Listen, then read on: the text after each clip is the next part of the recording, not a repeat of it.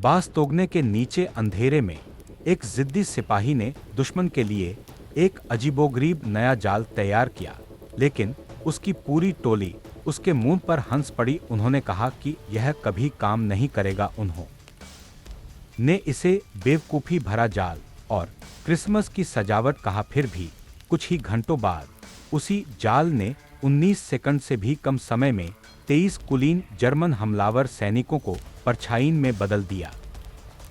22 दिसंबर 1944 सुबह 4:17 बजे बास्तोगने Belgium corporal Danny Reeves अपने जमे हुए बिल में उखड़ू बैठे थे। दस्तानों की दोहरी परतों के बावजूद उनकी उंगलियां सुन्न पड़ रही थीं और वे 101वें एयरबोर्न डिवीजन के किसी भी सैनिक द्वारा सोची गई सबसे जटिल रक्षात्मक व्यवस्था को और भी सटीक बना रहे थे। 23 ट्रिपवायर से जुड़े 57 ग्रेनेडों का एक जाल, जिसे उनके दस्ते के साथियों ने 3 दिनों तक मजाक में रीव्स का फालतू हूब गोल्डबर्ग कहा। सार्जेंट हेरोल्ड मैकेंजी अपनी आलोचना में खास तौर पर मुखर थे। रीव्स, तुम्हारे इस यंत्र की मूर्खता मेरे 2 साल के युद्ध में बेजोड़ है। तुमने 3 दिन एक ग्रेनेड ट्रैप बंद खाने में बिता दिए, जो शायद काम नहीं करेगा और निश्चित रूप से कोई फर्क नहीं डालेगा। अगर सिर्फ एक जर्मन गश्ती दल उस व्यवस्था को चालू कर दे तो शायद हम उनमें से 2 या 3 को मार गिरा सकते हैं, इससे पहले कि सब कुछ विफल हो जाए। जब आप हमारी वास्तविक रक्षात्मक रेखाओं को मजबूत करने की कोशिश कर रहे थे, लेफ्टिनेंट पीटर वॉल्श ने धीरे से सुझाव दिया। कॉर्पोरल, मैं आपकी नवोन्मेषी सोच की प्रशंसा करता हूं, लेकिन हमारा सामना पूरी जर्मन सेना से है। हमारे संसाधन कम हैं, गोला बारूद सीमित है और समय कम है। आपके जाल के लिए 57 ग्रेनेड की जरूरत है, जिन्हें हमले की स्थिति में हम खुद तैनात कर सकते हैं। इन कड़ाके की ठंड में इन सभी तंत्रों के सही ढंग से काम करने की संभावना लगभग शून्य है। यहाँ तक कि उनके अपने दस्ते के साथियों ने भी इस जटिल व्यवस्था का मजाक उड़ाया था। प्राइवेट जेम्स मॉरिसन ने इसे मूर्खतापूर्ण जाल नाम दिया और यह उपनाम बेवकूफ के रूप में स्थापित हो गया। रीव्स ने अपने डिजाइन को बनाने, प्रयोग करने और उसे निखारने में 3 दिन बिताए। इस दौरान दूसरे सैनिक उस की चौकी के पास टहलते और मजाक उड़ाते रहते। हे रीव्स, एक बार जब आप अपने क्रिसमस के गहने व्यवस्थित कर लेते हैं, तो क्या आप शायद कुछ सामरिक स्थिति स्थापित करने में सहायता कर सकते हैं। हालांकि डैनियल रीव्स स्क्रैटन, पेंसिल्वेनिया में पले बढ़े थे। उनके पिता एक खनन इंजीनियर थे, जिन्होंने कोयला खदानों के लिए सुरक्षा प्रणालियां डिजाइन की थीं, इसलिए वे जटिल सुरक्षा तंत्र से परिचित थे। रीव्स ने कम उम्र में ही सीख लिया था कि जटिल प्रणालियां यदि सही ढंग से डिजाइन की गई हों तो सरल प्रणालियों की तुलना में अधिक भरोसेमंद हो सकती हैं। ट्रिपवायर पर ग्रेनेड को सिर्फ लटकाने से कहीं आगे उन्होंने जो बनाया था वह अतिरेक, ओवरलैप और गणितीय संभावना पर आधारित एक व्यापक रक्षात्मक प्रणाली थी। 57 ग्रेनेड रणनीतिक रूप से 9 जोन में रखे गए थे जो ओवरलैप करते थे।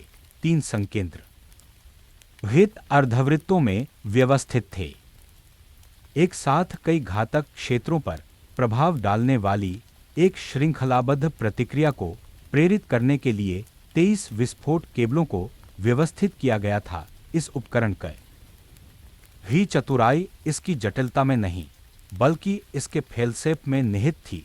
यदि एक ट्रिगर केबल खराब हो जाती तो 3 अन्य विकल्प के रूप में काम करते। यदि कोई ग्रेनेड फटने में विफल रहता तो भी पड़ोसी ग्रेनेडों के विस्फोट उसके लक्षित क्षेत्र को घेरे रहते। यदि जर्मन सैनिक इस प्रणाली के किसी हिस्से को निष्क्रिय करने का प्रयास करते तो उनकी क्रियाएं स्वयं ही अन्य अज्ञात भागों को सक्रिय कर दे।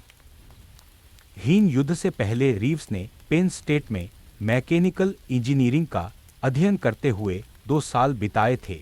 उन्होंने तनाव गणना, विस्फोट त्रिज्या, विखंडन पैटर्न और संभाव्यता गणित को अच्छी तरह से मझा जहां अन्य सैनिक 57 ग्रेनेडों को 57 अलग अलग हथियारों के रूप में देखते थे, वहीं रीव्स उन्हें एक एकीकृत प्रणाली के तत्वों के रूप में देखते थे जो बिना किसी रिक्त स्थान और सुरक्षित क्षेत्र के विनाश का एक सर्वव्यापी क्षेत्र स्थापित करेगी। संख्यात्मक गणनाएं अत्यंत सूक्ष्म थीं। प्रत्येक M2 विखंडन ग्रेनेड की हताहत त्रिज्या 15 मीटर थी। रणनीतिक रूप से व्यवस्थित 57 ग्रेनेड लगभग 900 वर्ग मीटर के आकार का एक घातक क्षेत्र बनाते, जिसमें अतिव्यापी विस्फोट क्षेत्र होते, जिससे यह सुनिश्चित होता कि इस क्षेत्र के भीतर कोई भी व्यक्ति कम से कम 3 अलग अलग विस्फोटों के मलबे से मारा जाएगा। लगातार विस्फोट यदि ठीक से काम कर रहे थे तो शुरुआती विस्फोटों के बाद जर्मन सैनिकों को आश्रय लेने से रोकने का लक्ष्य था। हालांकि ठंड, भूखे और युद्धग्रस्त सैनिकों को इन गणितीय अवधारणाओं को समझाना, जो सीधापन चाहते थे, अव्यावहारिक साबित हुआ। उन्होंने जटिलता को तब पाया जब उन्होंने सरलता की तलाश की, सिद्धांत को तब पाया जब उन्होंने व्यावहारिकता की लालसा की, और एक कॉर्पोरल ने एक जटिल प्रणाली पर संसाधनों को बर्बाद कर दिया। रीव्स के जाल के पास हर गोला गिरने के बाद उसके साथी इस बात से परेशान हो जाते थे कि उसका जटिल विस्फोट तंत्र क्षतिग्रस्त हो गया है। प्राइवेट मॉरिसन हर बमबारी के बाद नियमित रूप से उसका निरीक्षण करते थे और टीम को रिपोर्ट करते थे। हाँ, कॉर्पोरल रीव्स का मूर्खतापूर्ण जाल अभी भी बरकरार है। मूर्खतापूर्ण बेकार। 21 दिसंबर को सार्जेंट मैकेंजी रीव्स के पास एक आखिरी चेतावनी लेकर पहुंचे। कॉर्पोरल जनरल मैकॉलिफ ने जर्मनों को नरक में जाने को कहा है। हम आत्मसमर्पण नहीं कर रहे हैं, इसका मतलब है कि हम लड़ रहे हैं। मैं चाहता हूं कि हर सैनिक रक्षात्मक स्थिति पर ध्यान केंद्रित करे जो जर्मनों के हमले के समय महत्वपूर्ण होगी। मैं तुम्हें आदेश देता हूं कि उस जाल को अलग करो, उन हथगोले को वापस ले आओ और उन्हें पारंपरिक तरीके से इस्तेमाल करने के लिए तैयार रहो। यह सीधा आदेश है। रीव्स ने जवाब देने से पहले कुछ देर अपने सार्जेंट को देखा। सार्जेंट, पूरे सम्मान के साथ मुझे 12 घंटे और चाहिए। अगर कल सुबह 4:00 बजे तक जाल का मन नहीं करता है तो मैं खुद उसे अलग कर दूंगा और हथगोले बांध दूंगा। सार्जेंट अपने क्षेत्र में जर्मन हमले की संभावना पर विचार कर रहा था। उसने तर्क दिया कि कम सैनिकों, न्यूनतम सुरक्षा और आसान पहुंच वाले इलाके के कारण यह हमारी रक्षा पंक्ति का सबसे कमजोर बिंदु था, जिससे यह किसी भी कुशल जर्मन कमांडर के लिए एक आकर्षक लक्ष्य बन गया जो निर्णायक सफलता हासिल करना चाहता था। सार्जेंट ने सुझाव दिया कि अगर यह उपकरण काम करता है तो यह जर्मन हमले को हमारी मुख्य रेखा तक पहुंचने से पहले ही विफल कर सकता है। रीव्स को एक ऐसी बात पता थी जो उसके सार्जेंट को नहीं थी। खुफिया रिपोर्टों से संकेत मिलता था कि 22 दिसंबर की सुबह एक बड़ा जर्मन आक्रमण होने वाला था। कॉर्पोरल सार्जेंट के आदेशों को स्पष्ट रूप से समझ गया था, लेकिन उसके पास इंटरसेप्ट किए गए जर्मन रेडियो संचार तक पहुंच थी, जिससे 22 दिसंबर की भोर में एक आसन्न हमले का संकेत मिल रहा था। आक्रमण बस्टोनिया की दक्षिणी रक्षा पंक्ति पर लक्षित था और उन कमजोर स्थानों का फायदा उठाया गया जिनके बारे में जर्मन रणनीतिकारों का मानना था कि वे भेदन को संभव बना सकते हैं। रीव्स की चौकी ठीक वहीं थी जहां खुफिया एजेंसियों ने अनुमान लगाया था कि पहला जर्मन हमला होगा। व्यर्थ निवेश करने के बजाय उनका जाल उस स्थान पर तैनात किया गया था जहां इसका अधिकतम प्रभाव होगा। 21 और 22 दिसंबर की रात में रीव्स ने अपने जाल को और बेहतर बनाया। उन्होंने प्रत्येक तार के तनाव का आकलन किया, प्रत्येक ग्रेनेड की स्थिति का निरीक्षण की और अनुक्रमिक समय उपकरणों की सावधानीपूर्वक पुनः जांच की। तापमान 10 डिग्री सेल्सियस था। इतनी ठंड में धातु सख्त हो जाती है पिन जम सकते हैं और तंत्र विफल हो सकते हैं। हालांकि रीव्स ने इन परिस्थितियों का सामना करने के लिए अपनी व्यवस्था विकसित की थी और कठोर जलवायु में यांत्रिक विश्वसनीयता सुनिश्चित करने के लिए अपने पिता द्वारा बताए गए तरीकों का उपयोग किया था। 0300 बजे तक ट्रैक किए गए वाहनों की स्पष्ट गड़गड़ाहट रीव्स के कानों तक पहुंची। जर्मन बख्तरबंद इकाइयां अपनी स्थिति में आगे बढ़ रही थीं। उन्होंने अपनी यूनिट को सूचित किया और बाद में एक खाई में स्थिति का पूर्वानुमान लगाने के लिए खड़े हो गए। योजना तय हो चुकी थी। इसकी सफलता या विफलता अज्ञात थी। या तो वह सही साबित होते या एक अनावश्यक उपकरण बनाने में 3 दिन बिताने के लिए मूर्ख माने जाते। 0400 बजे जैसा कि खुफिया जानकारी ने पूर्वानुमान लगाया था, जर्मन तोपखाने ने दक्षिणी सीमा पर प्रारंभिक बमबारी शुरू कर दी। हमला 17 मिनट तक जारी रहा, जिसमें उच्च विस्फोटक और एयरबर्स्ट गोले से अमेरिकी हॉकियों को नष्ट कर दिया गया। रीव्स अपनी खाई से चिपके रहे, इस उम्मीद में कि तोपखाने का कोई भी प्रभाव उनके रणनीतिक रूप से रखे गए हथगोले को समय से पहले प्रज्वलित नहीं करेगा। तोपखाने की आग बंद हो ने पर उसके बाद का सन्नाटा शोर जितना ही डरावना था। रीव्स समझ गए कि आगे क्या होने वाला है। पैदल सेना का हमला। जर्मन सैनिक अंधेरे के घूंघट में आएंगे। 23 जर्मन सैनिक बर्फीली जमीन पर सावधानी से कदम रख रहे थे, कड़कड़ाहट को दबाने की पूरी कोशिश कर रहे थे, फिर भी पूरी तरह नाकाम रहे। उसने अनुमान लगाया कि लगभग 20 सैनिक होंगे, संभवतः उससे भी ज्यादा। वे सीधे उसके ठिकाने की ओर बढ़ रहे थे, ठीक उसी रास्ते पर जो उसने पहले ही देख लिया था। जर्मन सैनिक घुसपैठ के पारंपरिक तरीके अपना रहे थे। अनुभवी सैनिकों की एक अग्रिम टुकड़ी अमेरिकी सुरक्षा को परखने, कमजोर जगहों का पता लगाने और आगे आने वाली सेनाओं के लिए रास्ते बनाने के इरादे से थी। ये अप्रशिक्षित रंगरूट नहीं थे, वे युद्ध में अनुभवी सैनिक थे जो युद्ध की रणनीति और जंगल में जीवित रहने के कौशल से परिचित थे। रीव्स ने उन हलंथे अंधेरे में देखा जब शुरुआती जर्मन सैनिक उसके नियोजित घात के घातक क्षेत्र में दाखिल हुए। वे सावधानी और सटीकता के साथ आगे बढ़े, हथियार तैयार रखे। एक सैनिक किसी चीज की जांच करने के लिए होगा, शायद बारूदी सुरंगों या अन्य खतरों की तलाश में। दूसरे ने अपने पीछे के सैनिकों को संकेत दिया, आगे का रास्ता साफ बताया। अब सभी 23 जर्मन सैनिक उसके जाल की सीमा के दायरे में थे।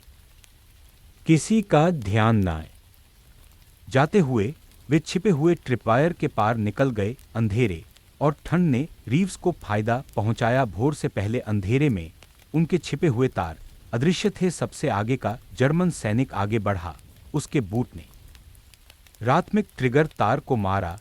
एक 6 इंच ऊंचा ब्रेडेड स्टील केबल जो जमीन में दफन था, एक बार सक्रिय होने पर घटनाओं का एक क्रम सामने आया जिसे पूरा होने में 19 सेकंड लगे। हालांकि यह जर्मन सैनिकों के लिए अनंत काल की तरह लग सकता है, समय संभवतः रुक गया था। प्राथमिक ट्रिगर तार ने बाहरी परिधि में रखे 3 M2 ग्रेनेड को बंद कर दिया।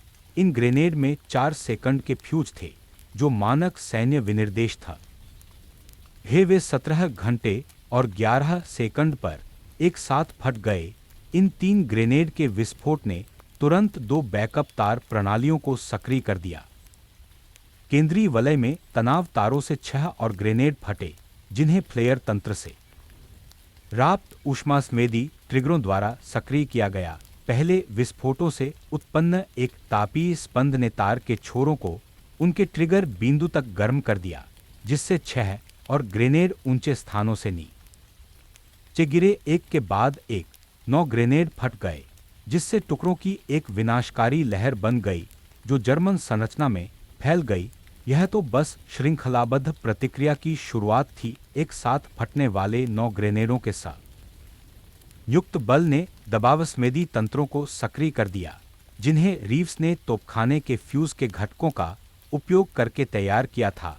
इन तंत्रों ने फिर मध्य और भीतरी वलय में रणनीतिक रूप से रखे गए 15 और ग्रेनेडों से जुड़े तनाव तारों को सक्रिय कर दिया। जैसे ही बचे हुए जर्मन सैनिक तितरबितर होने की कोशिश कर रहे थे, रीव्स ने इस घटना के लिए योजना बना ली थी। ग्रेनेडों की तैनाती ने रणनीतिक रूप से जीवित बचे लोगों को घातक क्षेत्र के केंद्र की ओर निर्देशित किया, जहां विस्फोटकों का सबसे घना संकेंद्रण था। बाहरी विस्फोटों से बचने की कोशिश कर रहे सैनिक अनजाने में आंतरिक रिंग ग्रेनेड के लिए मारक क्षेत्रों में प्रवेश कर गए। 0417 घंटे और 22 सेकंड पर आंतरिक रिंग में विस्फोट हो गया। मध्य दूरी के विस्फोटों से प्रत्यक्ष तारों और आघात तरंगों दोनों द्वारा सक्रिय 18 ग्रेनेडों की एक श्रृंखला ने जर्मन संरचना के केंद्र में एक घातक क्षेत्र का निर्माण किया।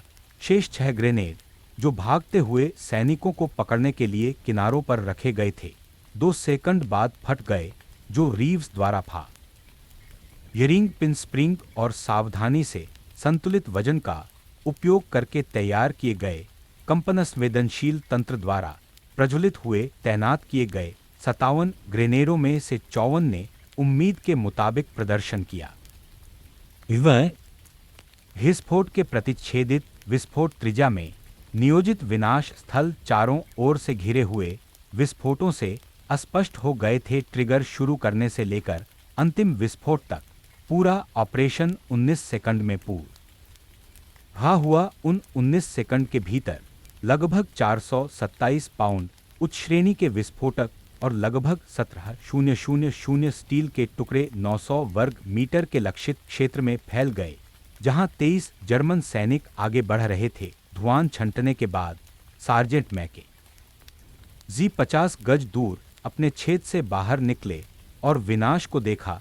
जर्मन गश्ती दल के कब्जे वाली जमीन तबाह हो गई थी। पूरे रास्ते में हथियार, उपकरण और शव बिखरे पड़े थे। एक भी जर्मन सैनिक जीवित नहीं बचा था। मैकेंजी एक रहस्यमयी भाव के साथ रीव्स के स्थान की ओर धीरे धीरे चले। रीव्स अपने छेद से बाहर आए। एक ही लक्ष्य पर इतने सारे हथगोले तैनात करने के लिए फटकार की आशंका से इसके बजाय मैकेंजी लक्षित कर हलन क्षेत्र के किनारे पर रुक गए और बस देखते रहे। आपने कितने ग्रेनेड इस्तेमाल किए? 57 सार्जे। अगर किसी ने जर्मनों की संख्या के बारे में पूछा होता तो रीव्स अपने सार्जेंट का इंतजार करते हुए पहले से ही मृतकों की गिनती कर रहा होता। 23 सार्जेंट ने पुष्टि की। उसने जवाब दिया और आगे कहा कि क्रेटर जोन में कुछ और भी हो सकते हैं जहां पहचान मुश्किल है। मैकेंजी तबाही का जायजा ले रहा। एक क्षण बाद सार्जेंट ने संक्षिप्त हाँ में जवाब दिया। रीव्स की ओर मुड़कर सार्जेंट ने कहा कि उसका जाल मूर्खतापूर्ण था। हाँ सार्जेंट, रीव्स ने स्वीकार किया। सार्जेंट ने अपनी बात तो राई तुमने ही किया था। रीव्स ने अपनी गलती स्वीकार की। सार्जेंट ने उसे सुधारा। यह मूर्खतापूर्ण नहीं था, यह अब तक का सबसे प्रभावी रक्षात्मक तंत्र था जो मैंने देखा है।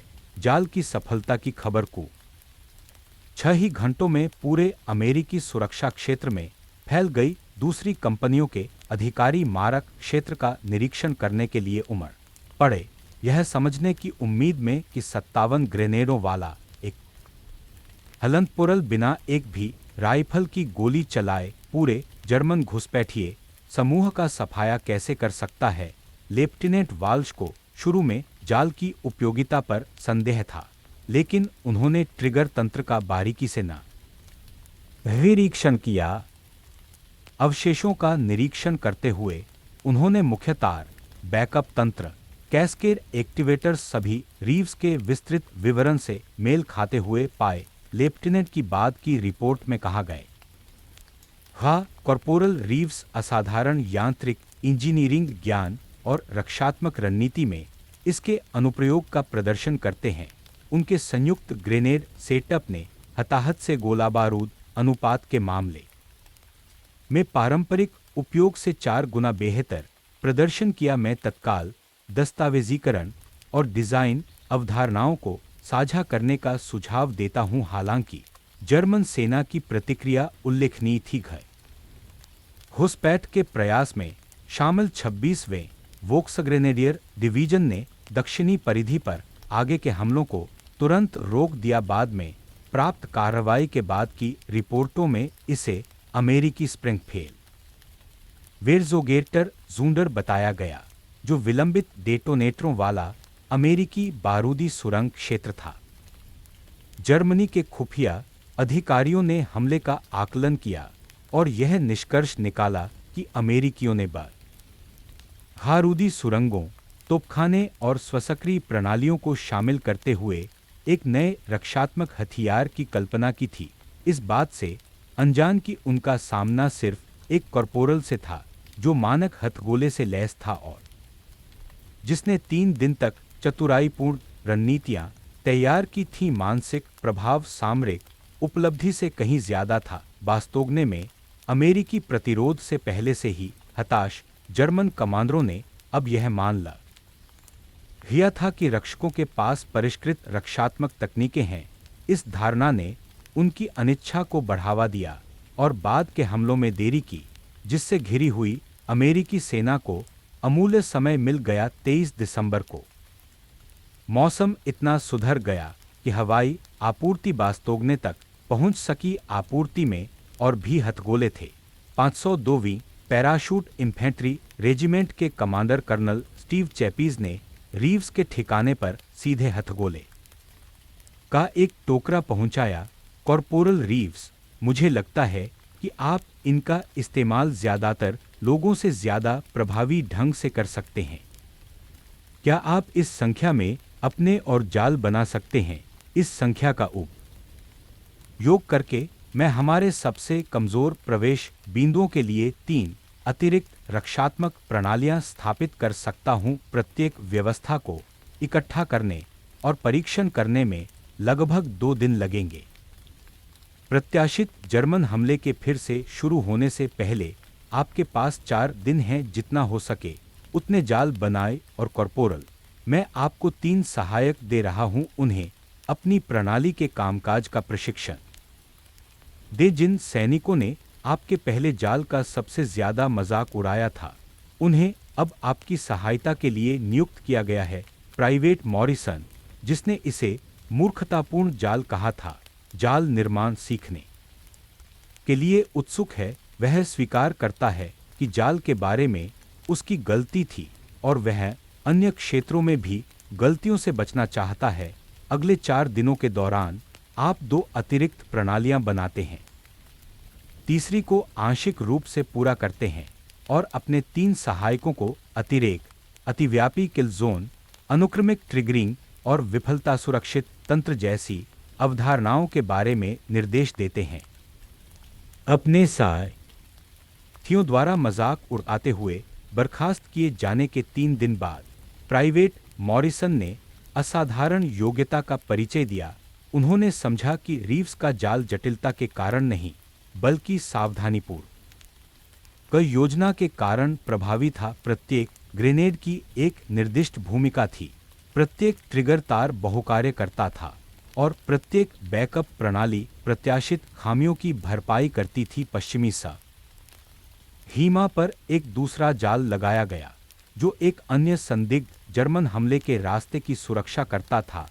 इस व्यवस्था में विशिष्ट भूभाग के अनुरूप थोड़े संशोधित विन्यास में 48 ग्रेनेड लगाए गए थे। रीव्स ने हॉरिसन को ढलान, वनस्पति आवरण और अनुमानित दुश्मन के आगे बढ़ने के पैटर्न के आधार पर ग्रेनेड की स्थिति की गणना करने का निर्देश दिया।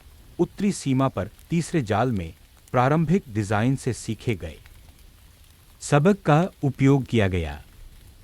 रीव्स ने ट्रिगर सिस्टम को बेहतर बनाया, वाटरप्रूफ कनेक्शन को बेहतर बनाया और अतिरिक्त सुरक्षा उपाय शामिल किए। जाल में 62 ग्रेनेड का इस्तेमाल किया गया, जिससे इसका घातक क्षेत्र और भी बढ़ गया। यदि आप संकट में सरलता के इस आकर्षक वृत्तांत से मोहित हैं, तो सदस्यता लें और सूचनाएं सक्षम करना न भूलें। हम सैन्य नवाचार की असाधारण कहानियों को उजागर करते हैं जो हे के लिए लड़ाई में क्रांति लाती हैं। अब आइए हम उस समय के बारे में जानें जब जर्मनों ने एक बार फिर हमला किया। 26 दिसंबर को जर्मन सैनिकों ने बेस्टोनिया की पश्चिमी सीमा पर एक महत्वपूर्ण हमला किया। पूर्णविराम हमले ने खुफिया जानकारी के अनुसार क्षेत्रों को लक्षित किया, विशेष रूप से जहां रीव्स का दूसरा जाल रखा गया था। भोर से पहले के अंधेरे में आगे बढ़ रहे 29 जर्मन सैनिकों के एक समूह ने जाल को चालू कर दिया। बचे हुए लोगों ने सुरक्षित दूरी से अपने नेताओं को सूचना दी कि अमेरिकियों ने अप्रत्याशित श्रृंखलाबद्ध प्रतिक्रियाओं में स्वचालित विस्फोटक अवरोधों का उपयोग करके बेस्टोनिया को घेर लिया है। अमेरिकी खुफिया एजेंसियों ने जर्मन सामरिक रेडियो संदेशों को इंटरसेप्ट और डिकोड किया, जिससे पता चला कि अमेरिकी गढ़ों के खिलाफ घुसपैठ अभियानों को अंजाम देने में सैनिकों में झिझक बढ़ रही है। ऐसे ही एक संदेश में लिखा था, अमेरिकी रक्षा प्रणाली अज्ञात विस्फोटक उपकरणों का उपयोग करती है जिन्हें मानक बारूदी सुरंग हटाने के तरीके बेसर नहीं कर सकते। इन चालों से पैदल से का नुकसान सहनीय परिचालन सीमा से अधिक हो जाता है। जब तक प्रत्युपाय विकसित नहीं हो जाते तब तक निकट सीमा घुसपैठ रणनीतियों पर विराम लगाने का सुझाव दें। यही वह मनोवैज्ञानिक प्रभाव था जिसे रीव्स ने लक्षित किया था। जर्मन घुसपैठियों का इतने प्रभावी ढंग से सफाया करके उन्होंने जर्मन कमांडरों के मन में उनकी सामरिक विधियों के बारे में संदेह पैदा कर दिया।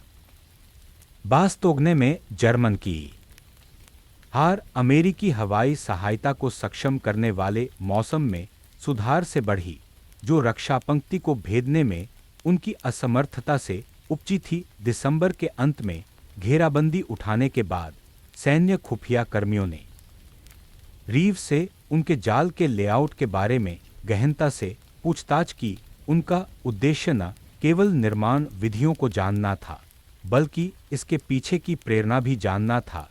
इसके बाद की रिपोर्ट पैदल सेना अधिकारी पर हलंत्र शिक्षण स्कूलों में अनिवार्य पढ़ाई बन गई। रिपोर्ट ने कई महत्वपूर्ण सिद्धांतों की पहचान की जिन्होंने रीव्स के जाल को सफल बनाया। मुख्य रूप से अतिरेक प्रत्येक महत्वपूर्ण कार्य में कई बैकअप तंत्र थे। दूसरा, ओवरलैपिंग कवरेज खतरे के क्षेत्र का कोई भी भाग एक ग्रेनेड पर निर्भर नहीं था। तीसरा, अनुक्रमिक समय लगातार प्रभाव ने शुरुआती विस्फोटों के बाद लक्ष्यों को आश्रय लेने से रोका। चौथा, विफलता सहिष्णुता। रिपोर्ट ने रीव्स की व्यक्तिगत कार्रवाई की तुलना में व्यवस्थित सोच की योग्यता को रेखांकित किया, जो एक विशेष रूप से महत्वपूर्ण विशेषता थी। कई सैनिक ग्रेन हेड को एकल लक्ष्यों के लिए बने हथियार मानते थे।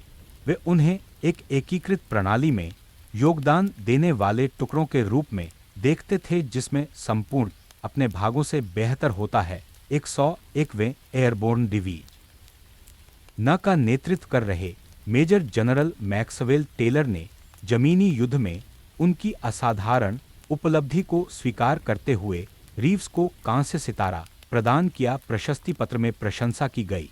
कॉर्पोरल डे नील रीव्स ने असाधारण सरलता और तकनीकी कौशल के माध्यम से रक्षात्मक प्रणालियां डिजाइन और तैनात की, जिन्होंने 70 दुश्मन सैनिकों को मार गिराया और महत्वपूर्ण रक्षा ठिकानों पर घुसपैठ के कई प्रयासों को विफल कर दिया।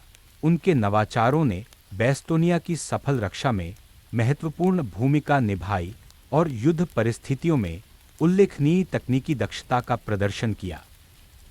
रीव्स के अनुसार उनके लिए सबसे महत्वपूर्ण पुरस्कार वह नहीं था जो उन्हें बाद में मिला, बल्कि एक युद्ध के बाद सार्जेंट मैकेंजी से मिली प्रशंसा थी। उनकी टिप्पणी सरल लेकिन प्रभावशाली थी। रीव्स, मैं गलत था। तुम्हारा जाल मूर्खतापूर्ण नहीं था, यह एक प्रतिभाशाली जाल था और मैं इसे न समझ पाने के कारण मूर्ख था। इस जाल की सफलता ने सैन्य रणनीतियों में महत्वपूर्ण बदलाव लाए। सेना के आयुध विभाग ने हथ को लेके सर्वोत्तम रक्षात्मक उपयोग का निर्धारण करने के लिए एक अध्ययन किया। इस जांच ने निष्कर्ष निकाला कि एक साथ कई हथगोले फेंकने से अलग अलग क्रमिक फेंकने की तुलना में 3 से 4 गुना अधिक प्रभावशीलता अनुपात प्राप्त हो सकता है। इस खोज ने 1950 के दशक में M18 एक क्लेमोर माइन के विकास को प्रभावित किया।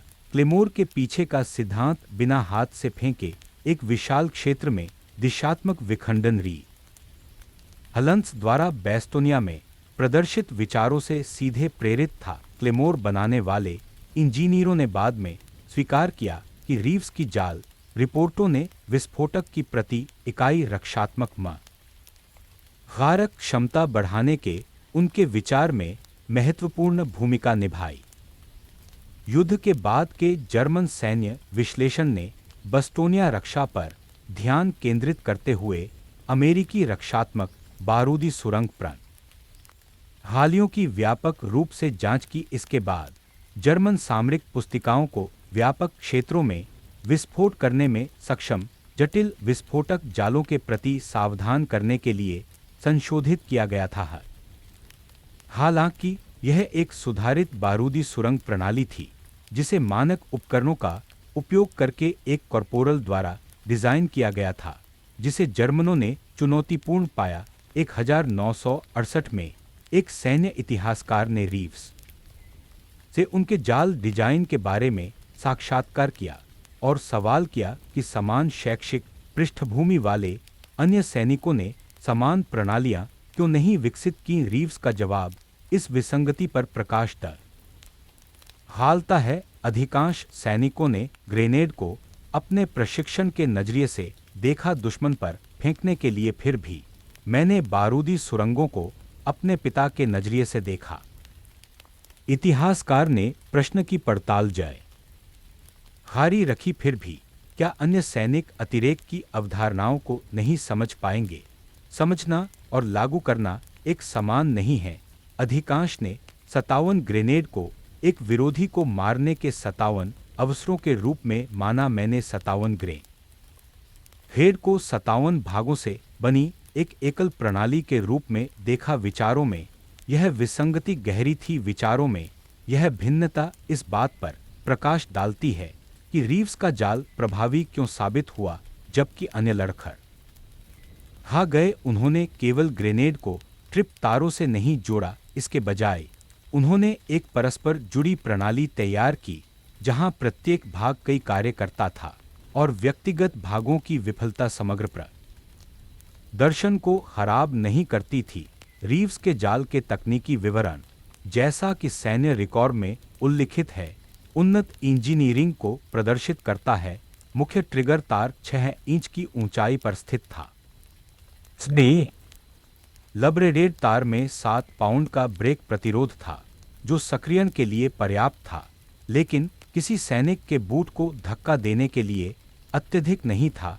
एक द्वितीयक ट्रिगर तंत्र ने भारित डिब्बों के भीतर विस्फोट तरंगों के कारण होने वाले विस्थापन पर प्रतिक्रिया करने वाले दबाव सक्रिय तंत्रों का इस्तेमाल किया। यह डिजाइन यांत्रिक रूप से कुशल था क्योंकि यह बिजली के बिना संचालित होता था और ठंडी परिस्थितियों में विश्वसनीय रूप से कार्य करता था। द्रव्यमान और रिलीज के बीच संतुलन को इस तरह समायोजित किया गया था कि केवल ग्रेनेड विस्फोट का अधिक दबाव ही रिलीज को आरंभ करे। इस प्रकार तोपखाने के शॉकवेव या भारी कदमों से समय से पहले सक्रियण को रोक दिया गया। एक तृतीयक ट्रिगर ने तापसंवेदनशील तार लूपों का इस्तेमाल किया जो 180 डिग्री फ़ारेनहाइट तक गर्म होने पर सक्रिय हो जाते थे। सबसे बाहरी रिंग के ग्रेनेडों से विस्फोट के लिए ऊष्मारोधी लूपों की व्यवस्था की गई थी ताकि मध्य रिंग में ग्रेनेडों को छोड़ा जा सके और प्रभाव को व्यापक बनाया जा सके। क्रमिक हलनफोट विद्युतीय विनियमन के बजाय रणनीतिक स्थान पर किया गया था। बाहरी किनारे पर स्थित ग्रेनेडों में मानक 4 सेकंड फ्यूज थे और उन्हें जमीनी स्तर पर रखा गया था जबकि मध्य रिंग के ग्रेनेड होन को 18 इंच ऊपर रखा गया था ताकि बाहरी रिंग में स्थित स्थानों तक दृष्टि रेखा बनाई जा सके। सबसे भीतरी रिंग के ग्रेनेड 30 इंच ऊंचे रखे गए थे, जो मध्य रिंग से विस्फोटों द्वारा सक्रिय होने के लिए तैयार रथे। इस त्रिस्तरीय व्यवस्था ने बिना किसी टाइमर की आवश्यकता के क्रमिक समय निर्धारण को पूरा किया। ग्रेनेडों की स्थिति परिकलित विखंडन पैटर्न के अनुसार थी। दो ग्रेनेडों ने 15 मीटर के दायरे में अनुस्वर प्रभावी विखंडन उत्पन्न किए, जिनका अधिकतम घनत्व शुरुआती 10 मीटर में था। रीव्स ने रणनीतिक रूप से ग्रेनेडों को इस तरह रखा कि कम से कम 3 ग्रेनेडों के उच्च घनत्व वाले क्षेत्र एक दूसरे पर ओवरलैप हो गए, जिससे यह सुनिश्चित हो गया कि मारक क्षेत्र के भीतर कोई भी व्यक्ति कम से कम 3 ग्रेनेडों के उच्च घनत्व वाले दायरे में रहेगा। गणित बहुत सूक्ष्म था। 15 मीटर की त्रिज्या वाला एक वृत्त 707 वर्ग हलंक मीटर का क्षेत्रफल देता है।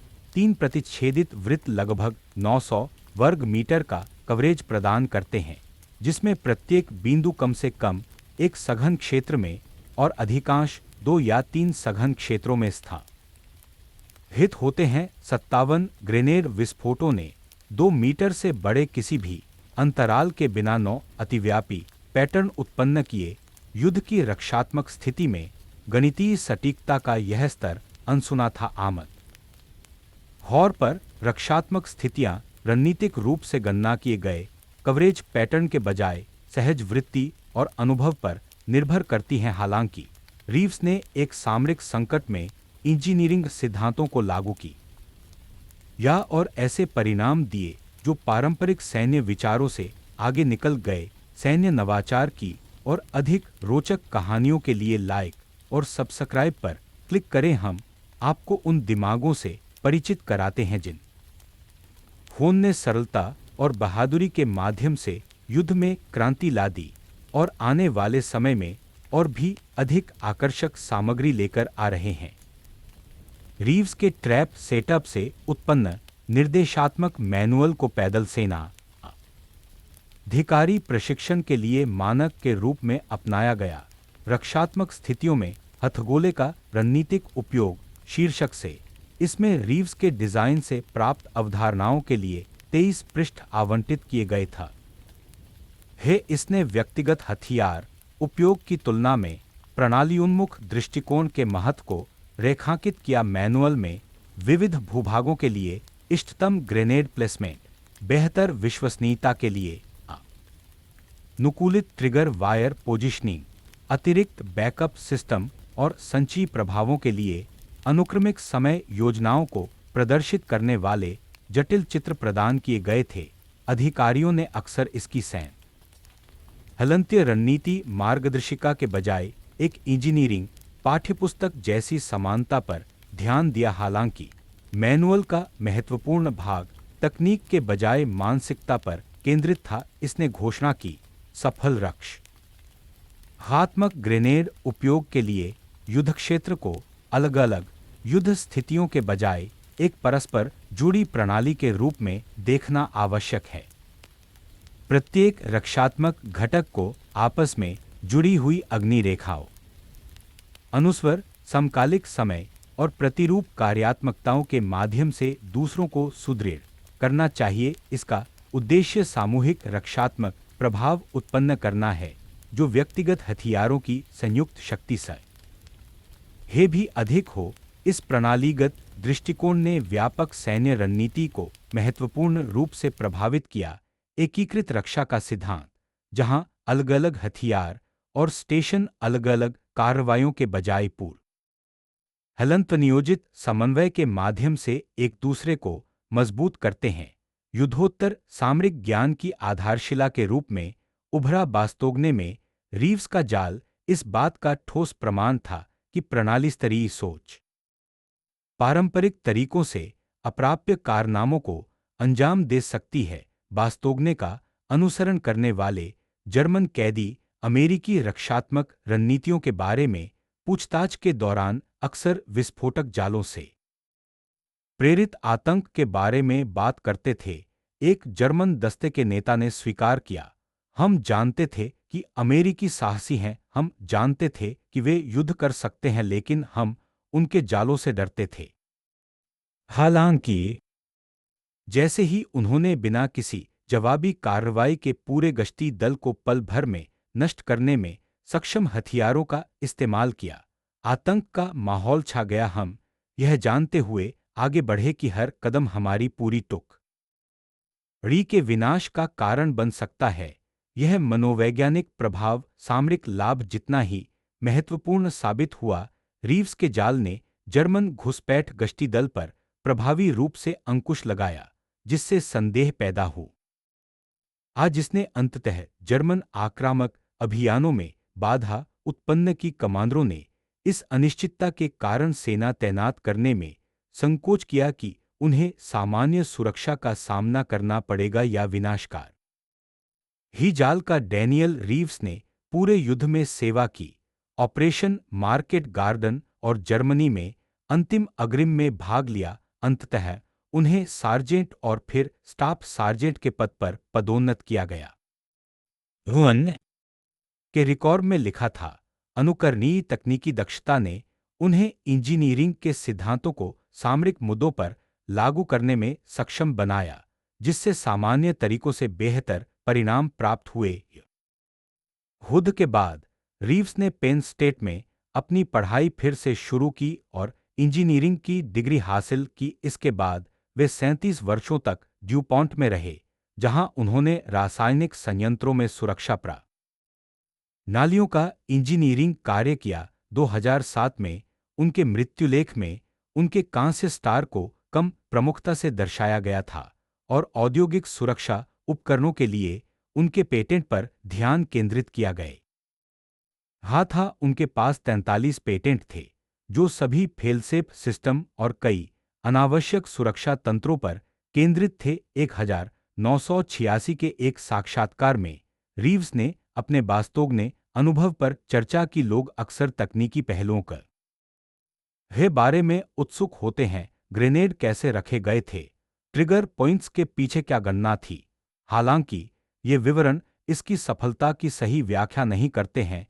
इसकी प्रभावशीलता की कुंजी यह समझने में निहित है कि युद्ध के दौरान सब कुछ नियंत्रित नहीं किया जा सकता। चीजें बिगड़ती हैं, परिस्थितियां बदलती हैं। यदि आप खराबी के लिए संरचना बनाते हैं, बैकअप तंत्र को एकीकृत करते हैं और एक व्यवस्थित दृष्टिकोण अपनाते हैं, तो आप कुछ ऐसा बना सकते हैं जो व्यक्तिगत भाग की खराबी के बावजूद काम करता है। विफलता के लिए तैयार रहने की यह मानसिकता सैन्य रणनीतियों से परे विभिन्न क्षेत्रों में व्याप्त है। उद्योगों में सुरक्षा प्रणालियां, विमानन में अतिरेक डिजाइन और कंप्यूटर नेटवर्क में विश्वसनीयता, ये सभी उन अवधारणाओं को मूर्त रूप देते हैं जिनका पहली बार रीव्स ने अपने नेट जाल में उपयोग किया था। यह अवधारणा कि भागों के खराब होने पर भी प्रणालियों को कुशलतापूर्वक काम करना चाहिए, अब आधुनिक इंजीनियरिंग की आधारशिला है। इसके अलावा इस जाल का प्रभाव इसकी सामरिक विजय से परे है। इसने व्यक्तिगत सैनिकों की क्षमता को रेखांकित किया कि वे नवाचार करें और अपनी अनूठी क्षमताओं को ऐसे समाधान तैयार करने के लिए लागू करें जिन्हें पारंपरिक सैन्य संरचनाएं न देखा कर सकती हैं। रीव्स ने अपने जाल को तैयार करते समय सिद्धांत का पालन नहीं किया। नीचे से ऊपर की ओर नवाचार ऊपर से नीचे की ओर मानकीकरण की तुलना में अधिक सफल साबित हुआ, विशेष रूप से उन सैन्य संगठनों में जो सैनिकों की एक बड़ी संख्या के लिए मानकीकृत तरीकों को प्राथमिकता देते हैं। हालांकि इस तरह के मानकीकरण में सभी परिदृश्यों को संबोधित करने या व्यक्तिगत क्षमताओं का लाभ उठाने का लचीलेपन का अभाव है। रीव्स का जाल सफल रहा क्योंकि यह अपरंपरागत था, एक विशिष्ट समस्या को हल करने के लिए विशेष ज्ञान का उपयोग करता था। रीव्स के जाल की सफलता से पहले उनका उपहास नवाचार के प्रति संस्थागत प्रतिरोध को दर्शाता है। उनकी टीम के सदस्यों, सार्जेंट और लेफ्टिनेंट ने उनके काम को खारिज कर दिया क्योंकि यह रक्षात्मक पदों की उनकी पूर्व धारणाओं के अनुरूप नहीं था। उन्होंने पर हलंत्रभावशीलता और नवीनता की तुलना में सरलता और परंपरा को अधिक महत्व दिया। जब परिणाम निर्विवाद हो गए, तभी दृष्टिकोण बदले। केवल 19 सेकंड में 23 जर्मन सैनिकों की मौत ने अकाट्य प्रमाण प्रदान किया।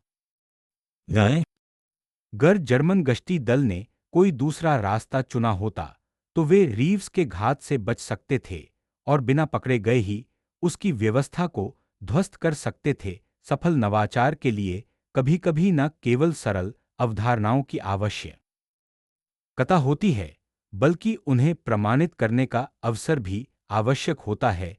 रीव्स के जाल में मारे गए सैनिक अपनी भूमिकाओं में कुशल थे। उन्होंने उचित घुसपैठ प्रोटोकॉल का पालन किया, सावधानी से आगे बढ़ हे और सामरिक व्यवस्था को बनाए रखा। हालांकि उन्हें एक ऐसी रक्षात्मक व्यवस्था का सामना करना पड़ा जिसकी उनके प्रशिक्षण और युद्धक्षेत्र के अनुभव ने कल्पना नहीं की थी। उन्होंने सैनिकों द हलंतवारा हाथ से हथगोले फेंकने के साथ अलग-थलग युद्ध स्थितियों की कल्पना की थी। इसके बजाय उन्होंने एक समन्वित प्रणाली को सक्रिय किया जिससे उन्हें जवाबी कार्रवाई का कोई अवसर नहीं मिला। ध का यही निर्मम स्वभाव है, कौशल व्यक्तिगत वीरता से बढ़कर है। मृत जर्मन सैनिक संभवतः वीर पुरुष थे जिन्हें युद्ध में अच्छी तरह से प्रशिक्षित किया गया था, फिर भी बहादुरी उन्हें उस रक्षात्मक व्यवस्था से नहीं बचा सकी जो मानवीय प्रतिक्रिया की गति से कहीं अधिक तेज घातक साबित हुई। वे खराब लड़ाई के कारण नहीं, बल्कि उन नवाचारों का सामना करने के कारण मारे गए जिन्हें वे दूर नहीं कर सके। आधुनिक सैन्य रणनीति में रीव्स के जाल द्वारा दर्शाए गए कई सिद्धांत शामिल हैं।